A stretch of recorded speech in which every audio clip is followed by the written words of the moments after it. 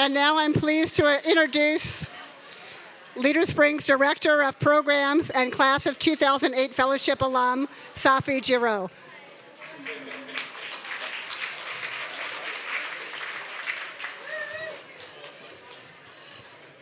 Thank you. Good morning. It's almost afternoon. I described myself as a reluctant leader when I entered the fellowship program in 2006. This was not a humble attitude. It was actually a bit snobbish. I emerged, however, at the end of that 2-year fellowship as someone who understood the need to responsibly embrace the leadership to which I had been called. And that was greatly due to the dynamic leaders that were a part of my cohort. I grew to exercise my leadership role more powerfully, not only for the organization I served at that time, but whenever and wherever the condition or circumstance called for leadership. So here I am to embrace a new call to action at LeaderSpring. I am drawn to LeaderSpring's mission that speaks to its aspiration to change the way the social sector functions as a system. This aspiration was first ignited by one of our speakers you will be hearing from this afternoon, Kimberly Aceves, who in a fellows retreat some time ago questioned LeaderSpring's efforts to strengthen nonprofit leaders to work more effectively for greater community impact, but to do it within a structurally dysfunctional and non-sustainable system.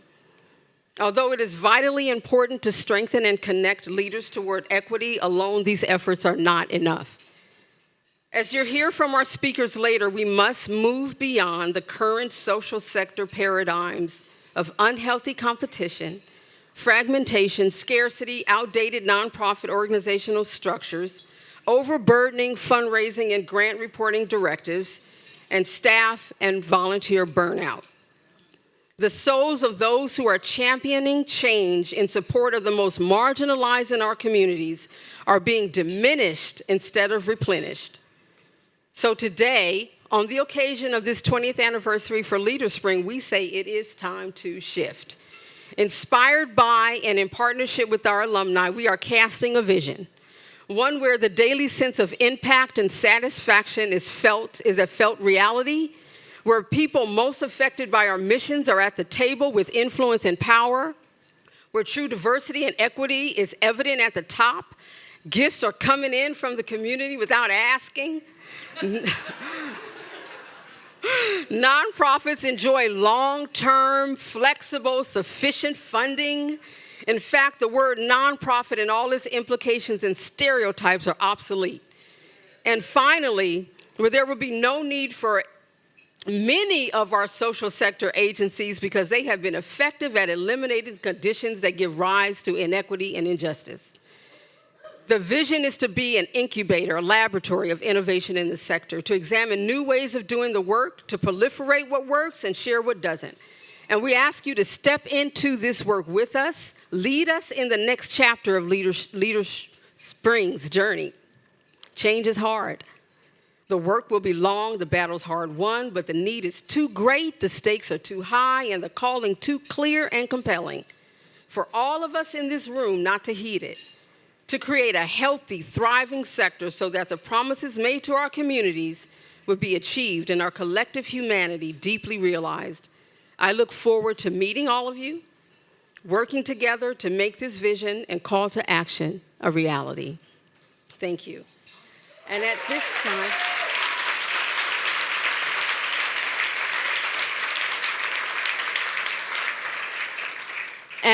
this time, I just want to say all of that came from my mother, who's sitting over there at that table.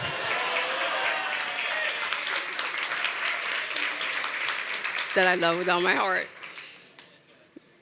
But I'm pleased to introduce our moderator for the next segment of our program. Cedric Brown has been a community investor, advisor, activist, and ally for 20+ years.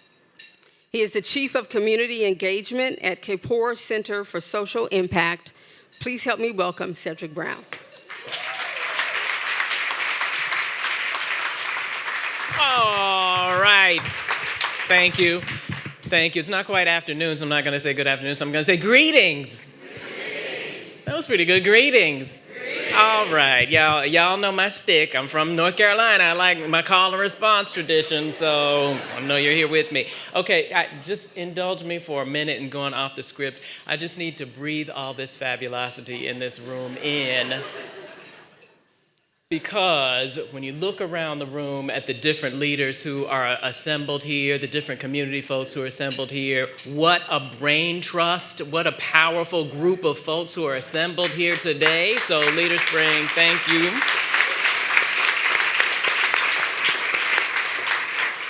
And now I'll go back to the script. So I want to thank Safi, I want to thank the leadership team, the LeaderSpring team for inviting me to participate today.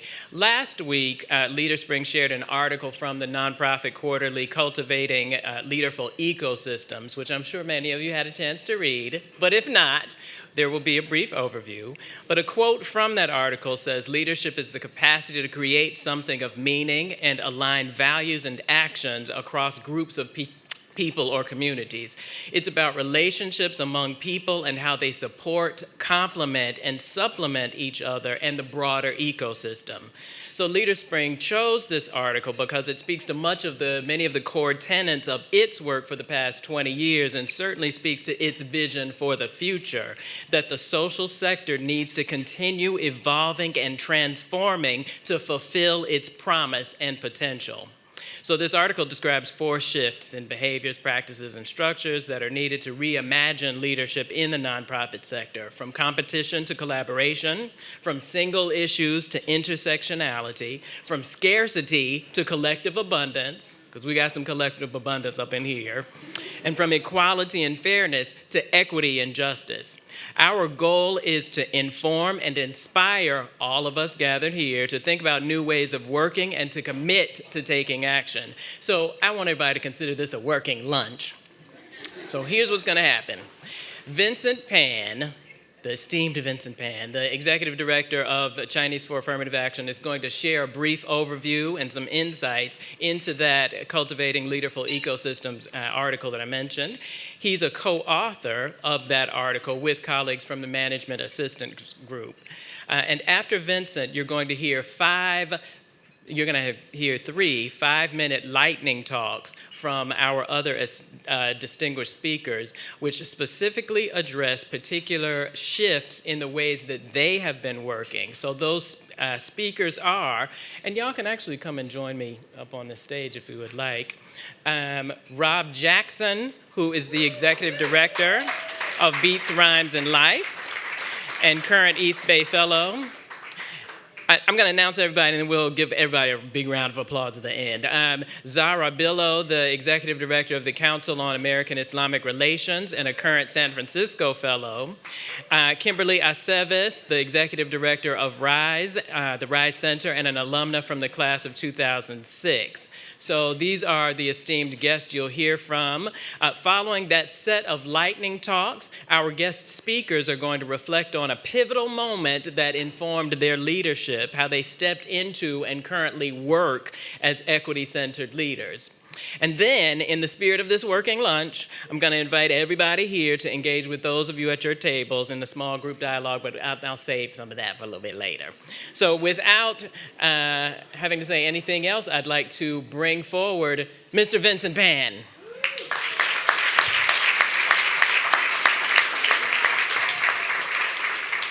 Well, thank you, everyone, for being here. Thank you for not moving to Canada. There really is a lot of power in this room, and it's actually very humbling and daunting to talk about leadership in a group of leaders. I think my job, though, is just to try and kick off a discussion and maybe raise up some ideas that my co-authors and I wanted to surface when we wrote that article that many of you have seen. We do have some slides. I know not everyone will be able to see it, but we could probably just go to the first slide, which Cedric already mentioned. And, for us, as we thought about leadership's the capacity to create something of meaning and to align values and actions across groups or communities. I think when we thought about leadership, and this is what I want to say, I'm the executive director of Chinese for Affirmative Action. We're a community-based civil rights organization. So I'm not a researcher, I'm not an academic, I'm a practitioner. And the way I try and think about leadership is how I see leadership actually work. The first leader in my life was my mom. My mom created something of meaning for our family. She was able to move our family through life in different ways. But in our work, we were seeing shifts in the field, shifts that show up in how we understand what's happening in the world, but shifts also in the way that we do our work. There was a number of comments about Black Lives Matter and where are the leaders? Is this a leaderless movement? And I think rightly people pointed out that no, these movements were actually full of leaders, that we have more and more movements that are understanding the importance of having leaderful movements, leaderful organizations.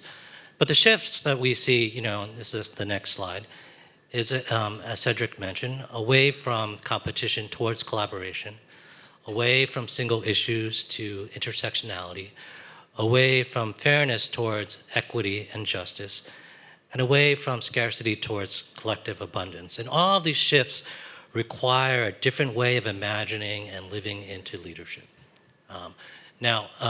Folks will go into, I think, some of the details as we talk, but I think the key thing for me is to point out why we talked about ecosystems as opposed to individuals.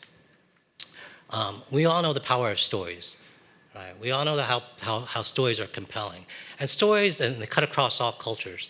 They set a protagonist against some type of conflict, and all of us, in ways that we embody the organizations we lead, are put into that role.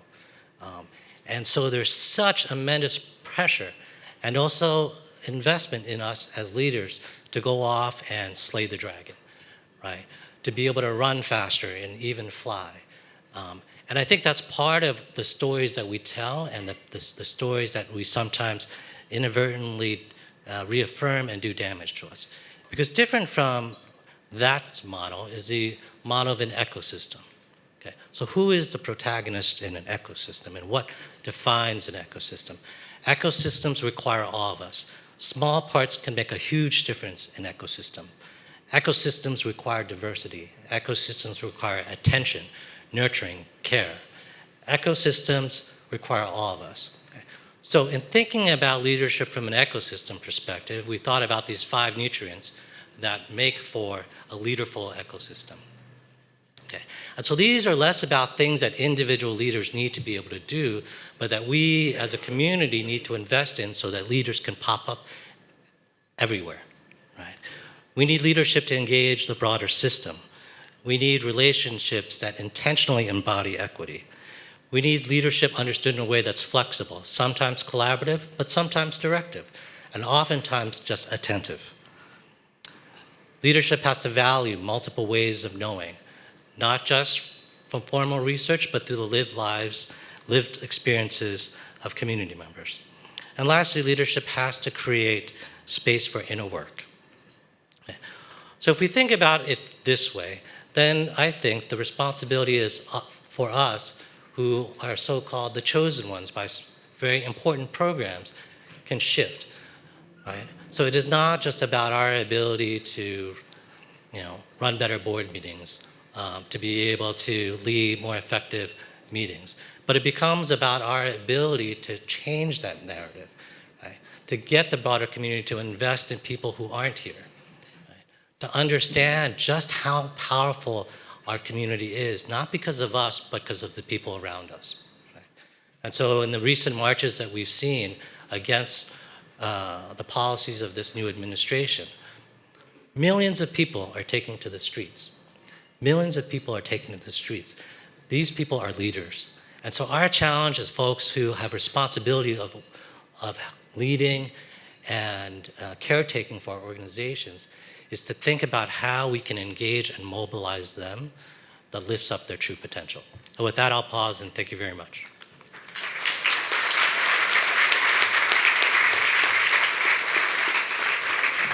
So thank you for that overview, Vincent. Y'all heard the thunder coming from Vincent. Now we're about to see some lightning. Here's some lightning strike. Bam, bam, bam. Here we go. Rob Jackson, competition to collaboration. Zahra Billoo, single issue to intersectionality. And Kimberly Aceves, from scarcity to collective abundance. Bam, bam, bam. Here we go.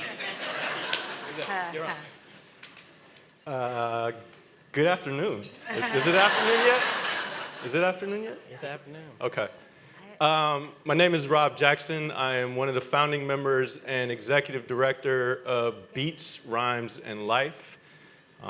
We exist to cultivate dynamic, culturally responsive services that inspire youth to recognize their own capacity for healing and self-expression through community engagement and the therapeutic power of hip-hop. So, in the nature of hip-hop and the fact that I am an MC, and I'm really struggling to sit still right now, but I'm gonna do my best. Stand on up. I can stand, because I actually want to circulate the room, you know, but Get on up. cool. But nah, He's like, yeah, no. I would love to, hi, Judy, hi. I would love to hear from all of you. So I would love to hear by your feet, by your hands, by your voices, if you are proud to be alive in this moment, make some noise.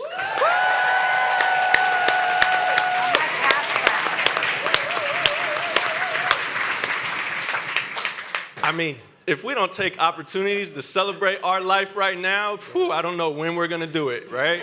Yes. There's a lot going on in the world, and I would say that in our current political climate, there is a tendency to lean more towards this era of competition and individualism, and it's not so much getting us to the path of being collaborative.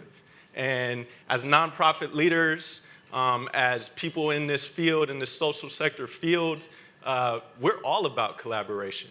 And so I'd like to share with you a little bit about how my organization does it. Is that okay? Yes. Is that all right? Yes. All right, let's do this. But before, in the spirit of competition, this is the only time I'm gonna be competitive right now. Please, please, please recognize my current class, the class of East Bay, class 2018. Give it up for my class, y'all. That's all right.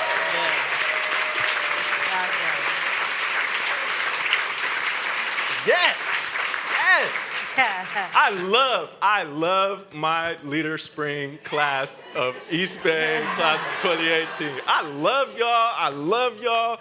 Man, it is powerful, and we'll talk a little bit about that later.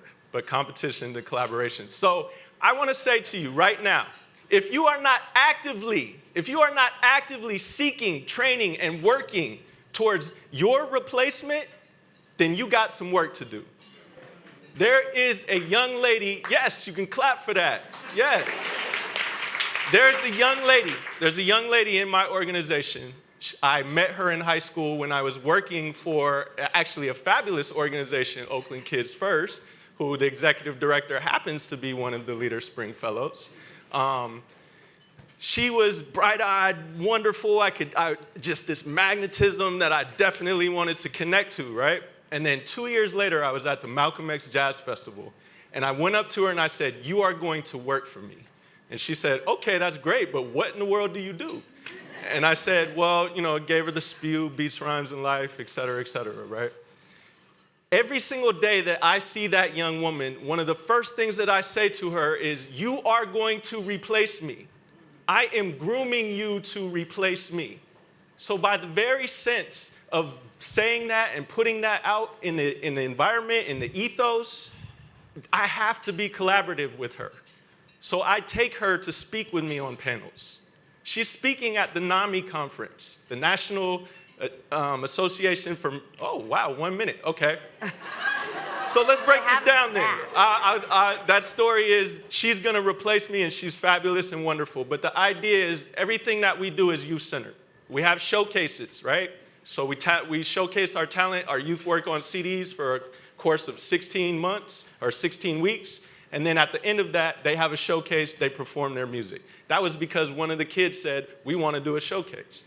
There's youth that said, we said in the beginning, what should we call our organization?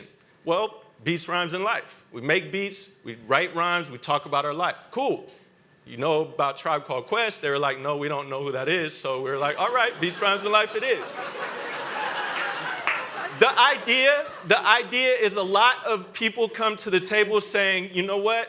We want to collaborate with you. We want to build with you. But as soon as the youth put out an idea or something in terms of how they want to lead, it's like, okay, that's great. Now sit down and let us take over.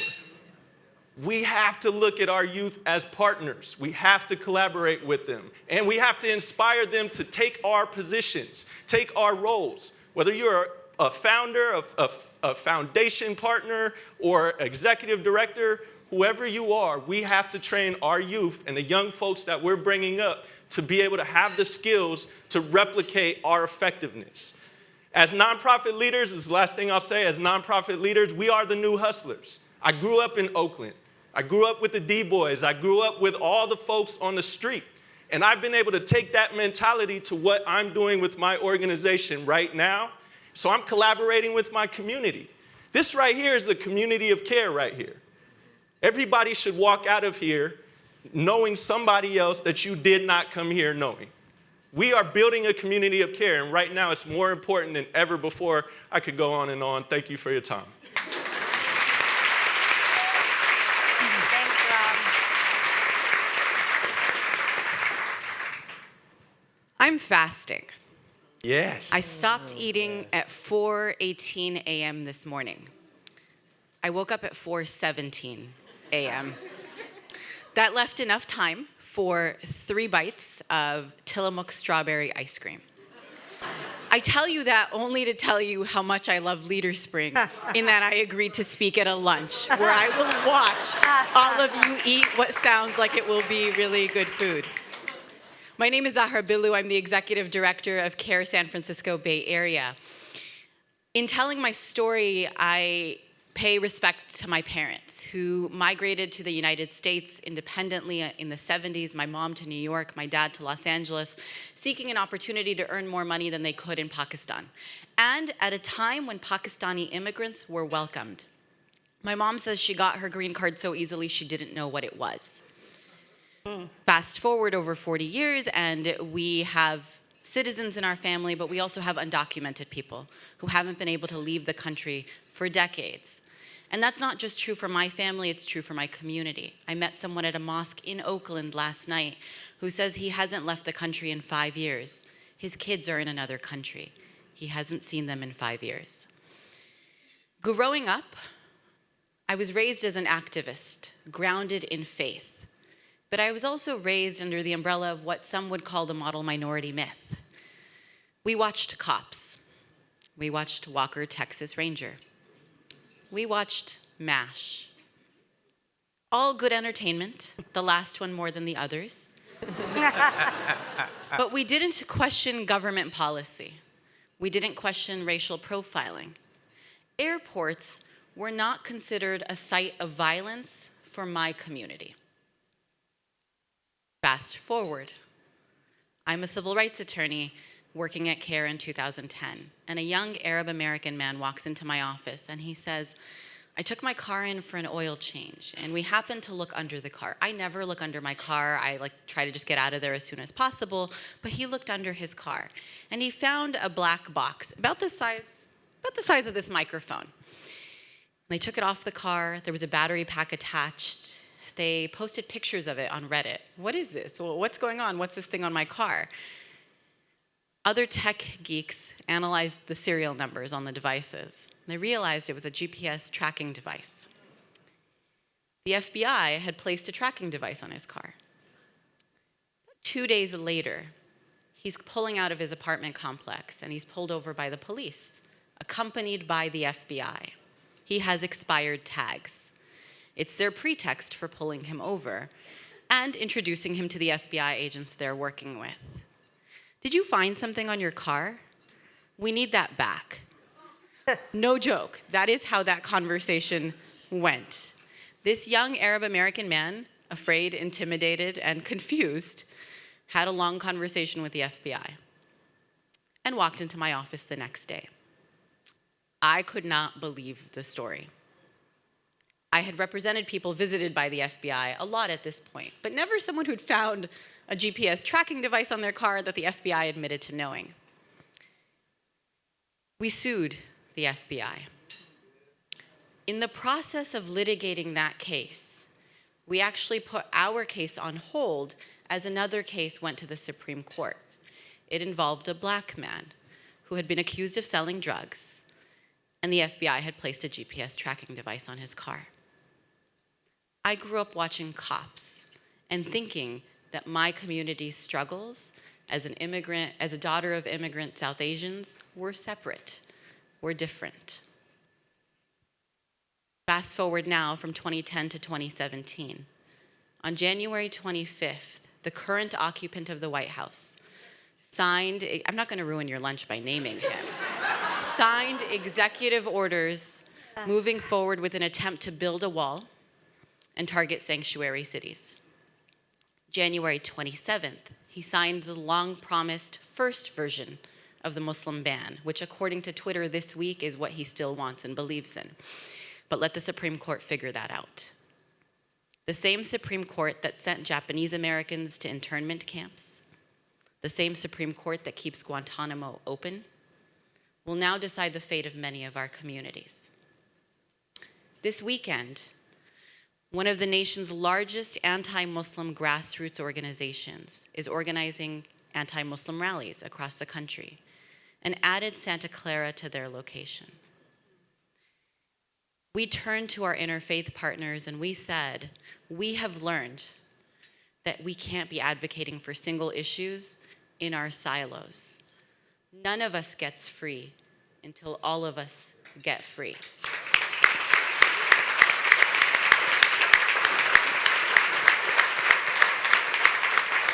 And so as we shift the conversation about being from my liberation and your liberation to our liberation, I thank all of you who come together on a regular basis and say, who isn't at the table that we need to be including? How are the policies we're advocating for indirectly or invisibly impacting other people? And how do we work together to build a stronger Oakland, San Francisco, and Greater Bay Area that is full of leaders who continue to expand the table and the umbrella?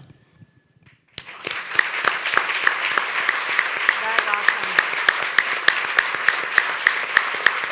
Thank you. That's all we're talking about. Hello, everybody. My name is Kimberly Aceves Iñiguez. I actually got married to my wife, who's here not too long ago. So for now, we're good. Let's see what the number 45 has to say. I just want to say before I start, I want to thank you, Cynthia, personally. I came into LeaderSpring as a very sort of young 28-year-old ED, thought I knew a lot more than I did. Did not realize how much I needed the space, and really sort of your leadership helped me grow. So thank you from the bottom of my heart. Really appreciate that. So I can talk about scarcity to collective abundance, which I really love to talk about because the RYSE Center is this amazing space in Richmond, which for decades has really suffered under the scarcity of investment. And what our young people said is no, we're not going to be okay with that. We're going to fight to make sure that the collective abundance that we hold, that it centers in our community, and we're going to bring it here. So this idea of going from scarcity to collective abundance really sits deeply in my heart. I also feel we are at a political time where this government is pushing us to lean into scarcity, to lean into fear, to lean into isolation, and dismantle what we know in our hearts is true, that community, that collectivity is what is going to free us, is what is going to lead us to our liberation. And now more than ever as leaders, I really believe we have to sort of lean into the vulnerability of not closing ourselves off, but really opening ourselves up and believing in that radical notion that we are enough. And actually, we are more than enough to be the community and the country that we know that we can believe in and be in. So with that, you know, it sounds good and it's really hard, right? So that's the thing about sort of leadership and being in this work is admitting, like we can say this up here, but the work of doing it on the ground in our organizations and organizations that are dealing with persistent trauma, both in our communities and from the nation, it is really effing difficult, right? Yeah. And we could talk a lot about it, but it takes a toll. And I don't often like to read when I come up here, but I do want to read something that a statement that our organization put out after months of feeling like instead of doing our work, we were responding to persistent violation from this government, right? I have 2 minutes, so I'm going to read this really fast. But I think it's really important because this is really a shift from understanding that we can, if we slow down and make a radical shift, we can move from scarcity and collective abundance at any point as long as we're very intentional. So I will read this. Let's see how fast I can do it. For over a decade, RYSE has been relentless in our pursuit of justice and love for young people. We have centered our work on being responsive to the explicit needs of youth and centering trauma-informed healing practices for our members, their families, and the larger community. We've also worked hard to create a professional environment that models our commitment to healing. And the painful, vulnerable realization is that we've been put in a place to cope and steward the trauma we hold and triage every day as an organization, and it's not enough right now. The cumulative toll of persistent atmospheric trauma, direct, vicarious, system-induced, has been compounded by the impact of federal elections, continuing the cycle of organizational anxiety and hypervigilance. The weight of holding so much distances us from our ability to live our values. The larger impact is that a staff that loves this work is moved to a point of just getting through or just getting by. Each day, we're bracing ourselves for the next community incident, the next executive order, the next shooting, the next hate crime, the next news story that depicts us and our members as problems and threats. Each day that we aren't addressing this toll, we're becoming more rigid, leaning into scarcity, when what we need to do is stay responsive, patient, compassionate, and hold abundance at our core. What is true for us is that we've been conditioned as people of color, queer people, that courage, bravery, and leadership are demonstrated by holding in our emotions, our feelings, our vulnerability, and our humanity.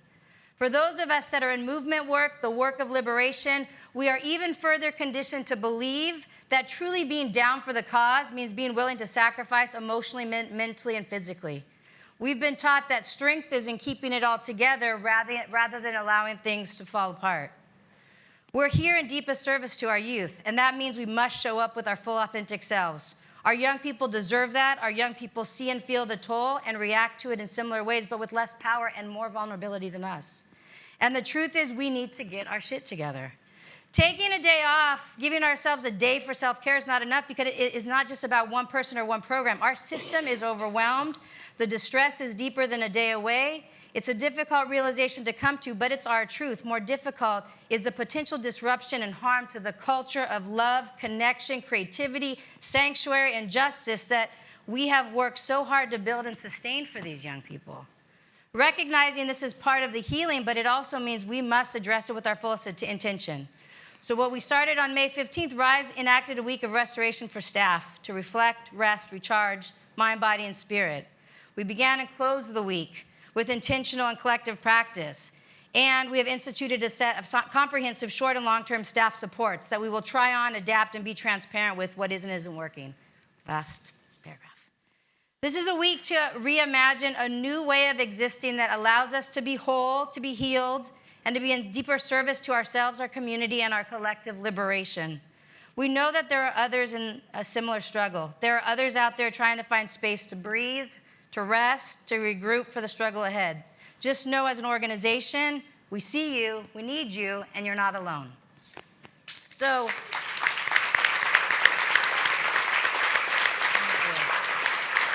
and I know my time is up, but really, I read this only to share, this, as an organization, we had to pivot, right? We were getting to that point of closing ourselves off, and it's in this time that we have to be able to share that with others. We can't keep this to ourselves. We are in this together, so I thank you for that.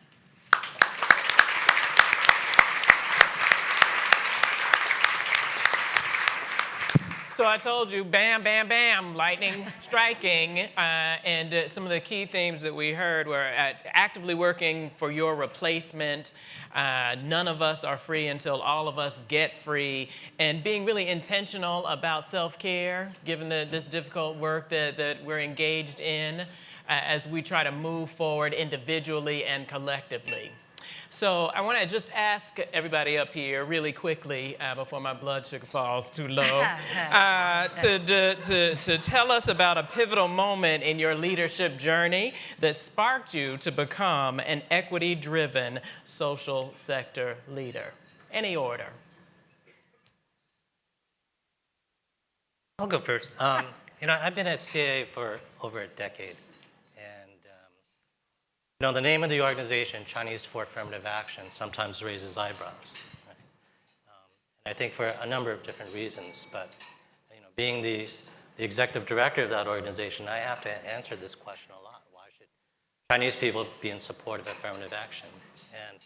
And I think what I realize is that it's important to understand that what matters most is not what we look like, but what we stand for. And one of the things that we tried to do, and I really appreciate what you said, Kimberly, because I think these things are easier to say than to do. Our organization is almost 50 years old. We're very fortunate. A lot of work was done. We own a small building in Chinatown where we work out of. And we realized that, and I realized, I think, to be an effective leader, we needed to open up the resources that we do have. And so now, the organization is the fiscal, strategic, operational home for 9 other groups, most of whom don't have enough resources to have their own staff, their own facilities, to be able to rent offices. It includes a group working on issues facing the Hmong community in Sacramento. There are 3 groups that work on issues facing Asian Pacific Islander queer people. It includes the Alliance of South Asians Taking Action, Asian Prisoner Support Committee. Right? So I think this is one of the things where we realize that we don't necessarily need to be something that we're not, but we need to be clear about what it is that makes us who we are.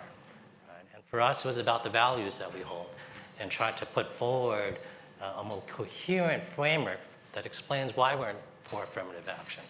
And that the underlying reasons we're for affirmative action are because of values like inclusion, like equity, like justice, and that we can be very creative about how to animate those resources at our disposal to be able to foster and promulgate those values. Oh, we're going down the line. Okay. I thought it was popcorn style. So I want to say that this leadership journey that I've been on has been incredibly humbling. I've been on it for a few decades now. Heart-opening beyond imagination, heart-wrenching beyond imagination, deeply collective, and incredibly isolating, right? So running the gamut of all of those. And really sort of every year I've been in it, a lot of learning. And really sort of over the years, understanding there's really 3 truths that when I wake up every day, I hold in my work. The first truth is that I'm here because of love, deep love from my people, by my people, from my ancestors who I believe laid the path for me to be here in my DNA. So deep, deep love. The second truth for me when I wake up is sort of deep rage. Watching my parents, undocumented immigrants from Mexico, come to this country and watch xenophobia, classism, and racism sort of destroy family members drove me to really sort of reconcile this deep rage I have in myself and really move to action in this role. And the third truth for me, and it took me some deep lessons from amazing, wise young leaders, is I'm in this role because I've been afforded the privilege of being here because I look white.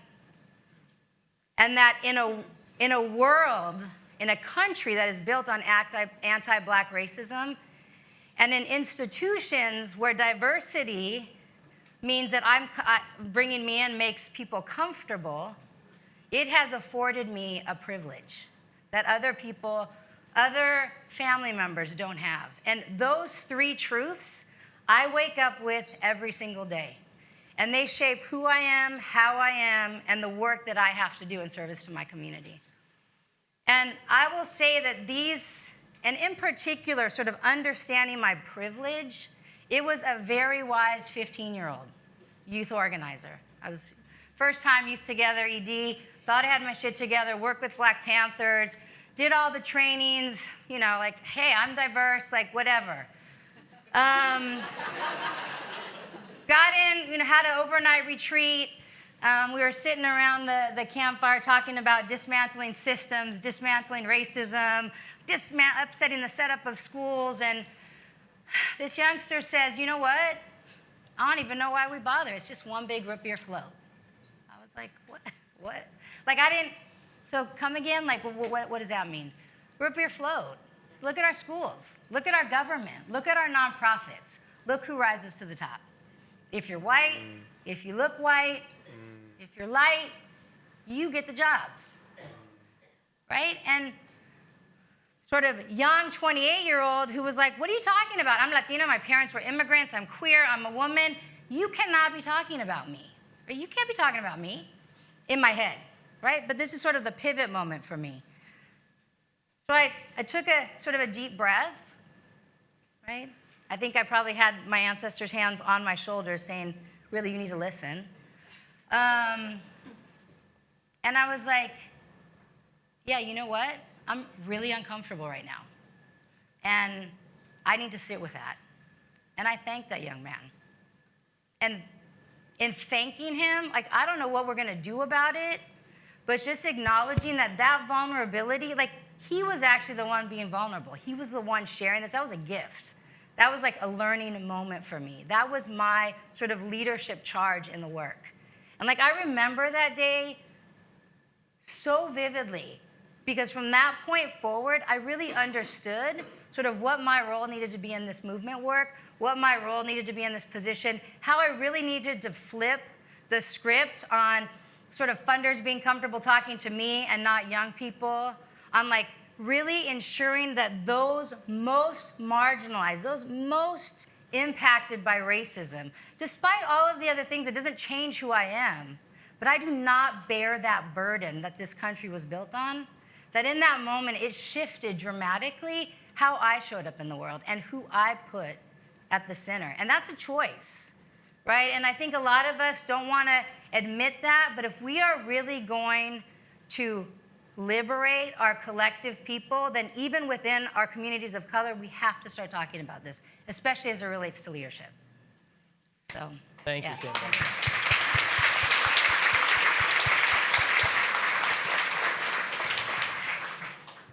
I lost myself in that answer. Would you repeat the question? What has been pivotal on your leadership journey to kind of orient you to becoming a leader focused on equity?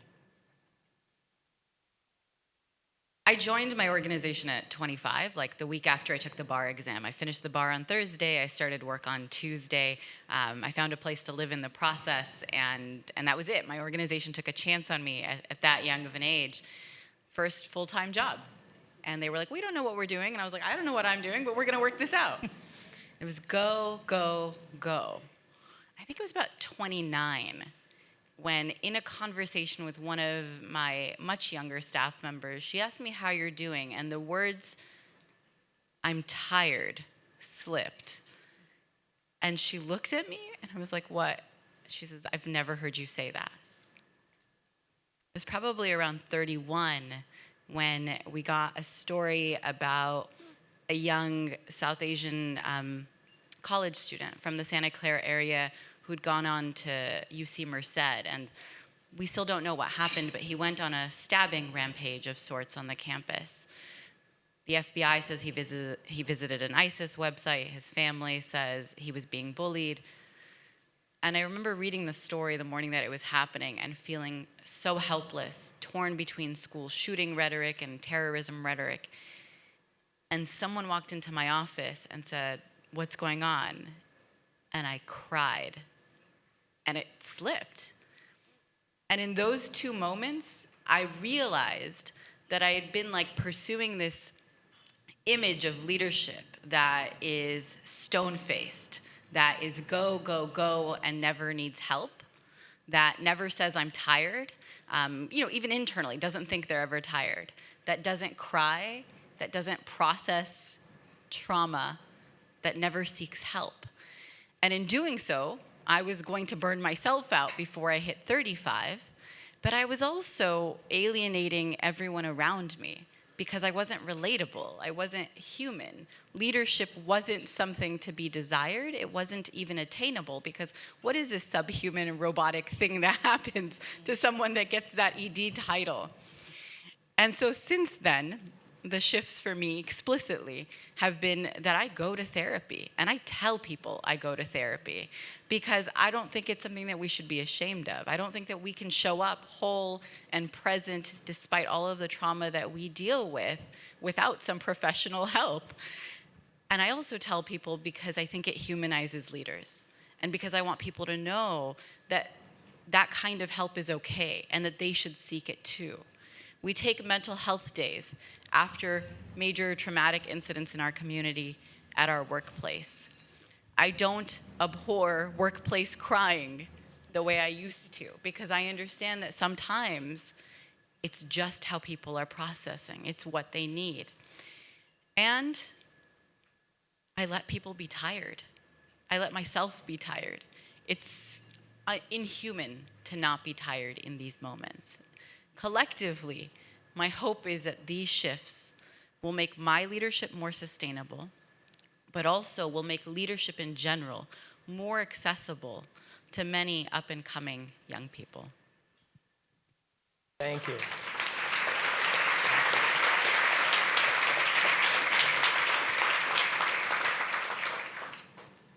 Oh boy, it's been a while, I feel, since I talked last. I super got caught up. Sorry, having a moment. My leadership journey, hi Amanda. My leadership journey, my pivotal leadership journey, it's hard for me to answer that question because it happens every day. Just yesterday I was having to be this very strong leader for my staff who is really struggling right now with our financial state in our organization. And it stems back to my father, in grooming in me from day one. You are going to go to college. You have no choice. You are going to go to college. So my leadership path has been happening really all my life. Two pivotal moments. I had a former supervisor that one day said to me, "You are privileged." And I'm looking at my skin and I'm like, come again, huh? She's like, well, think about it. You grew up in a two-parent household. You went to college. You're starting your own business. And you've been afforded a great life. I was like, man, you are absolutely right. And the reason why that came up is because at the time I was really struggling with my expectations for my youth, and working with youth that weren't really meeting my high standard of where I saw them. And she was like, that's your privilege because they have not been afforded the life that you've been afforded. And from that moment, I was like, okay, that's great. I don't have to change my expectations. I just have to navigate differently of how they get there. Another pivotal moment came with my therapist and realizing that my father, rest in peace, he groomed in me this strong sense of a moral compass and these morals and these values and these principles that are always weighted in this sense of justice, right? The problem is, though, when I try to indoctrinate other people with that sense of justice, I get disappointed all the time. And I realize that I'm the only one that's drinking the poison because I take on the frustration. I take on the being disenchanted with humanity. And it's like, you know what? Now that's their journey. I'm on my path, and I don't have to be any different. Before I came to LeaderSpring, I was a mess. I was a mess. And actually, even on our initial retreat, a lot of my fellow cohort members, they said to me, because I was in my black hoodie and I was bundled up, and they were like, Rob, it was amazing to see over these 2-3 days how you just came out of your shell. And we got to really know the person that you are. And that was because LeaderSpring set up an opportunity for us to really go there and be vulnerable and really, really get in touch with who we are as human beings. Because sometimes it's not all about the work. How do you deal with board members, or how do you write grants or deal with foundations? No, it's about being human beings and being in this work where it's incredibly tough. So I went from being a mess and saying, I can't do this. My organization is gonna fail.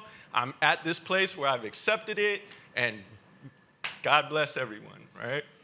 But since coming into LeaderSpring, since being in that cohort, I have gotten in touch with one of my most dynamic characteristics, and that is my energy.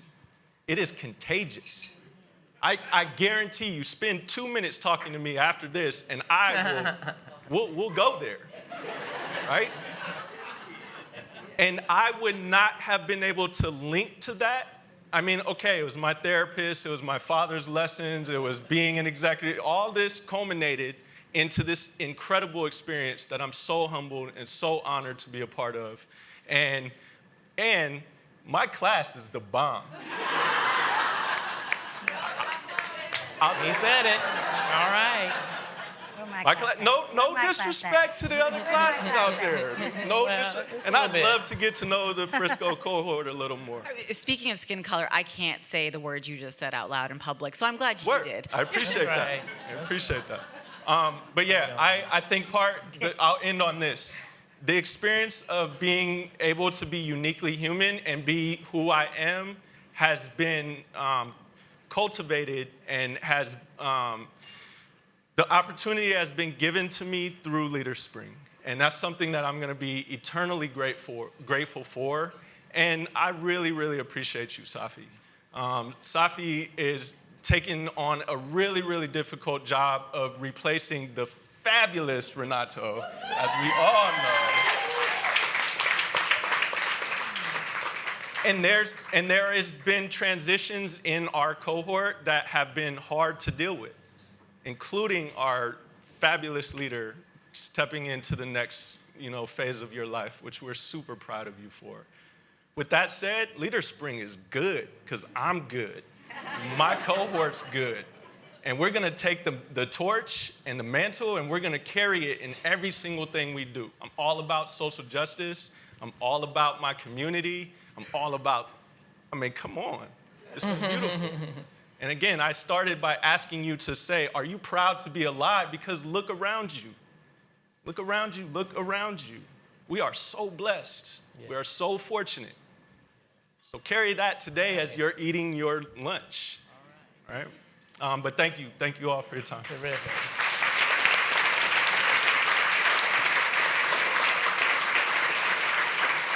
And so just briefly, a pivotal moment on my leadership journey was when I was told by an elder, if people listen, what are you gonna say?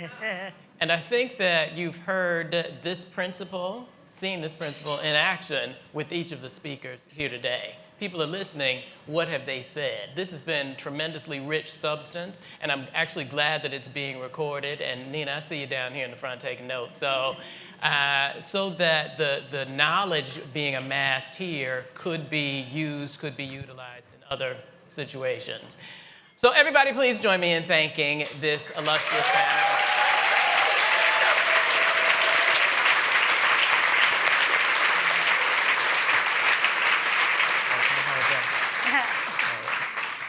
And now it's about time for some lunch. But before we get to that, so you've heard about all of the shifts. Now, dear audience, the eyes are on you. So there's special leaders at each of the tables, LeaderSpring alumni and friends who volunteered to facilitate a table discussion. So if you'll raise your hand at each of the tables, you're the volunteers. Hands up, hands up, hands. I don't see hands. Hands. Okay, come on. All right. So over the next 15 minutes, at the risk of hangriness coming in, over the next 15 minutes, your facilitators We'll engage you in discussions to hear your thoughts in response to 2 questions. What kind of leadership can you as individuals exercise to forward a leaderful ecosystem in your own organization, your own city, your own circumstances, etc.? And what are you leaving inspired to do? So at your place setting, you'll find a 2-sided response card. One side asks for your commitment to take action, and the other side lists ways to be engaged with LeaderSpring. So we're asking that you fill them out. Response card. We ask them that you fill them out at the end of this 15-minute discussion and give them to your table facilitator, because we're going to be collecting, compiling, and appropriately sharing these ideas and commitments after the event. Because we know from crowdsourcing there's great power in the collective mind. So facilitators, please kick it off by introducing yourselves. The chicken is coming out, and I'll see you in 15 minutes.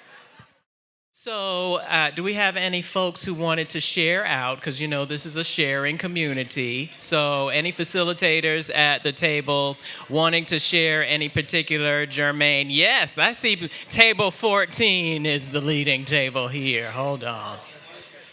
Ravioli looks good.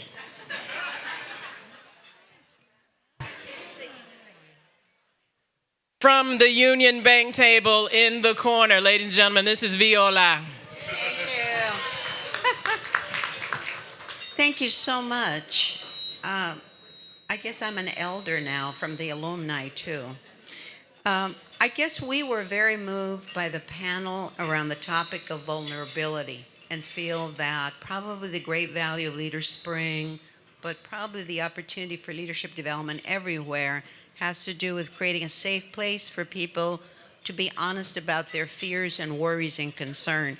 And as my comrade here, who just has slipped out, said, sometimes when you're stressed out, you go small, which is the opposite of what you should be doing, and letting other people step up. And I think in general, I think people wanted to share that giving young people to make decisions, even if they make mistakes, and quite frankly, being able to manage leadership meetings, room for error and letting people experience. How else are they going to learn how to make a decision?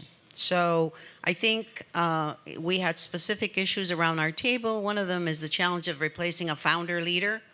And maybe no one can ever replace really a founder leader. But how do you let other people in the organization, again, around the same theme, step up? Thank you. Thank you very much, Viola.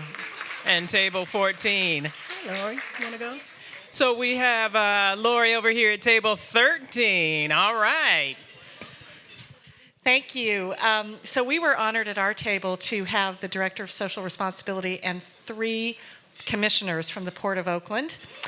And they all spoke very eloquently about the port, thinking about its role in the community in a much broader way, beyond kind of the confines of its specific charter, but how it is such a force in this community, in this city, and all of the different ways the port and its employees can connect. And so to keep with the kind of transportation theme, I think we talked a lot about bridges and spanning bridges and using connections in new ways. Fantastic. Thank you, Lori, and table 13. I'm coming over here to, hold on, we're going to come over here to the east side because, you know, we got to have equal representation geographically and such. So what do we have over here? Anybody? Yes, thank you, Sister Chloe. Oh, Chloe's going to do it? Hi, I'm Chloe Halpern from Project Reconnect. And I brought to the table discussions around gender and gender equality, and I'm planning a gender symposium, which I'm super excited about and hope to see you all there. I don't know when yet. Early 2018. How people learn about it? You can email me at Halpern, HALPERN @gmail.com. Thank you. Thank you very much, Chloe. All right, anybody else? Oh, I see you in the middle. I'm coming to you. Hello, everyone. My name is Nikki Beasley with Richmond Neighborhood Housing Services. Our table talked a lot about therapy. We love that word.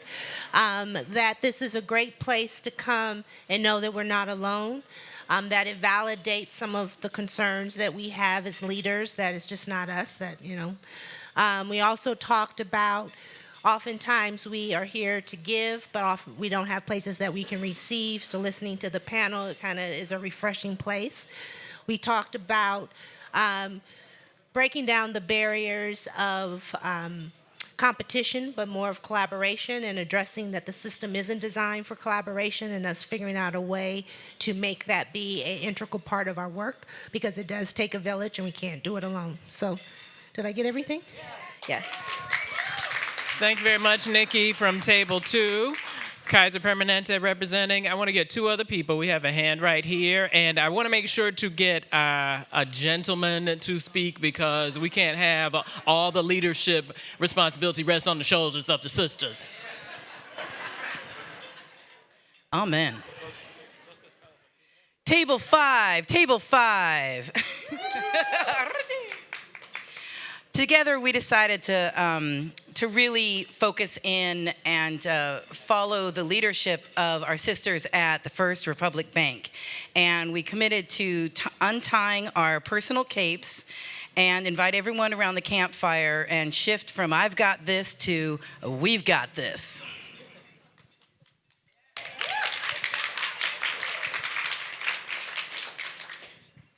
Thank you very much. And last but not least, we have a gentleman. Brothers, y'all disappoint me. Oh no, that's okay. Go ahead and represent. Yes, please. All right, thank you. Amy Fishman, my table talked a lot about racial justice and how critical it is that people who have direct experience share their life and times with younger generations and younger people, and that we create opportunities for collective learning, whether it's through book groups or discussions. We talked also about how it can often be a burden to have to speak as a representative or to defend yourself, particularly as a woman of color or an African American or Black woman of color, and how that can be a burden, but how you can turn that around as an opportunity, or how you're paving the way for the person that's going to come after you. We also talked about how philanthropy and the role of philanthropy that provides access to resources to the movement, and what philanthropy can do to create stronger access and greater avenues to help even that playing field to be a partner in social justice processes. And finally, we talked about what it takes to change sectors, whole sectors like the affordable housing sector, which is where I am, and how to shift the equity and inclusion towards racial justice and economic justice, so that we change that root beer phenomenon that was talked about earlier, and we make sure that we see women and leadership of color at the top of our organizations and our sector, and that's going to take great investment. Thank you. Thank you. Thank you for Table 10. So again, I mean, a common theme today has been how rich the collective mind is in the room. And so we appreciate all of these commitments. We appreciate all of the thoughts. We appreciate the discussions that have been had here today. So don't forget to fill out your double-sided card, because we'll be collecting these and hoping to compile and reshare some of this collected knowledge with the broader community. So lastly for me, before I dive into this ravioli over here, is I want to thank all of the speakers yet again. So please join us in a round of applause for our speakers.